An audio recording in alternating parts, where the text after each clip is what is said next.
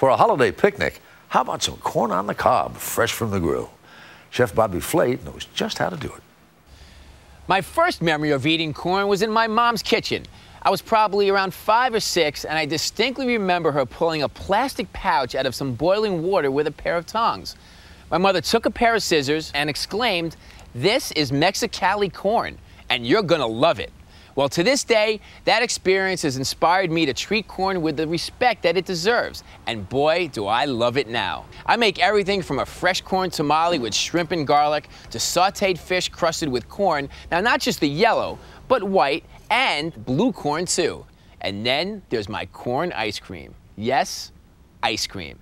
It made its TV debut a few years ago on The Early Show. That ice cream may be the worst stuff I've ever tasted in my life. And while it didn't go over very well with my good friend Brian Gumbel, that hasn't stopped me from making it again. But without question, the most fun way to eat corn is probably on the cob. With both hands, your lips covered in melted butter. Picking the right ear is key. Here's what to look for. Tightly packed kernels that have a slight shine to them and no sign of decay. I always like the small kernels, but that's your call. So let's get cooking.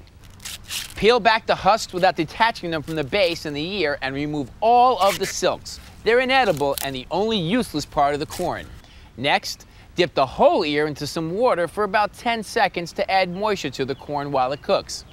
Fire roast the corn over low to medium heat for about 10 to 12 minutes, turning every few minutes. And then when the corn is cooked, the fun begins. Here are a couple of ideas. If you want to go the butter route, make a flavored one with either fresh basil or a little spice like this red chili butter. One of the trendiest ways to eat corn these days is Latin style. Slather a little mayonnaise or butter all over the corn, roll it in a dry grated cheese like cotija or Parmesan, squeeze a little lime juice on it, and sprinkle a touch of chili powder.